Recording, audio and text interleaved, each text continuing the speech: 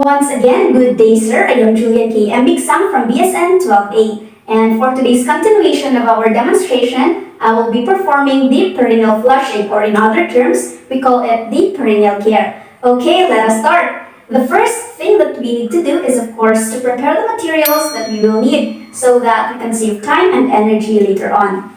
Okay, so here we have our kidney basin and also our improvised kidney basin. We also have our 7 dry cotton balls and our 7 cotton balls soaked in a solution.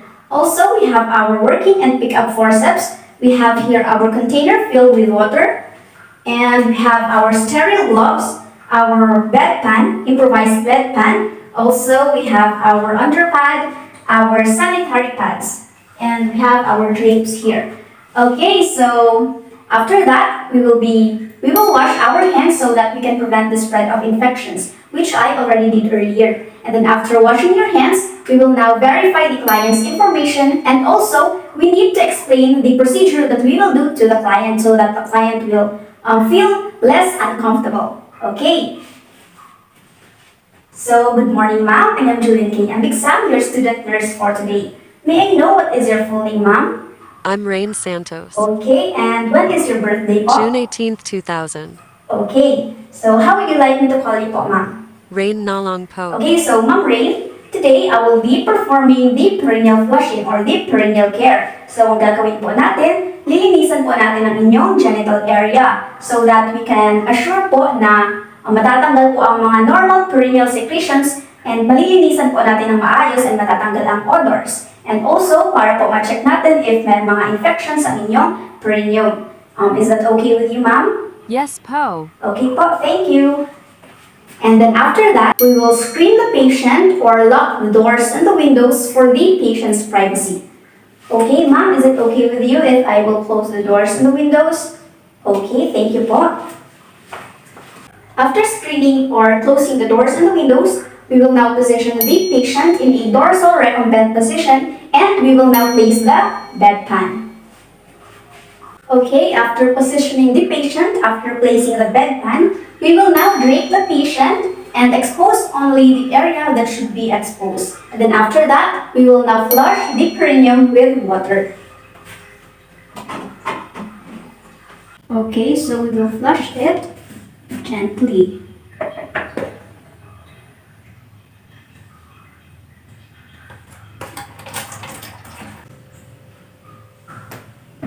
Okay, after flushing it with water, we will now use one of our forceps and then we will clean the area starting from the midline. So we will start cleaning from the symphysis pubis down to the patient's anus. And remember not to raise a stroke so that we will not contaminate the area that is already cleansed. Okay, so 1, and then we will discard it. And then for our second cotton ball, we will start cleaning from the mons pubis in a figure of 7 down to the patient's anus. First, we will clean the internal labia or the labia minora. Okay, and then we will discard it. For our third cotton ball, we will again trace it in a figure of 7 starting from the mons pubis down to the patient's anus. Remember, just the inner labia or the labia minora. And then discard. Okay, so for our fourth cotton ball, we will now clean the labia majora or the outer labia. So also in a figure of 7 starting from the mons pubis down to the patient's anus. Okay. 4, and then discard. And our fifth cotton ball, we will now clean the opposite side of the labia majora, also in a figure of 7, starting from the mons pubis down to the patient's anus. Okay, and then we will discard it. After that, we will now clean the patient's groin up to the thigh. Okay, so we will get one of our cotton balls. So we will do it in a zigzag manner. So starting from here, and then up, down, and then up. So the other side, we can use it to clean the opposite side of the groin. Okay. down, up, and then we will discard it. Okay, and then after that, we will now again flush it with water.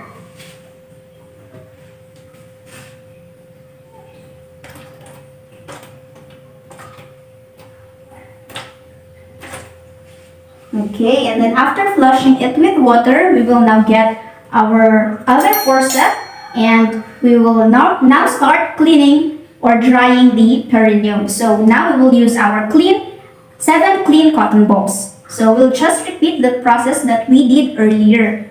So first is in the midline, starting from the mons pubis up to the anus. Remember to not retrace any stroke, and then after that we will discard it. And then for our second cotton balls, we will clean in a figure of 7 the labia minora or the inner labia down to the patient's anus, and then discard. Then the second one, the opposite side of the labia minora in a figure of 7 like this down to the patient's anus, and then discard. And then for our fourth cotton ball, we will now clean in a figure of 7 the labia majora or the outer labia. Okay, down to the anus. And then the other side of the labia majora in a figure of 7 to the patient's anus. Okay, and then after that, we will now clean again the groin in a zigzag manner. Okay.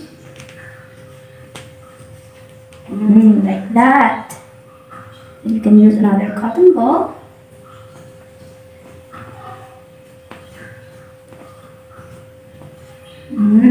And then we will remove the patient's bedpan, and then we will gently turn the patient into the side. Okay, we'll remove the bedpan.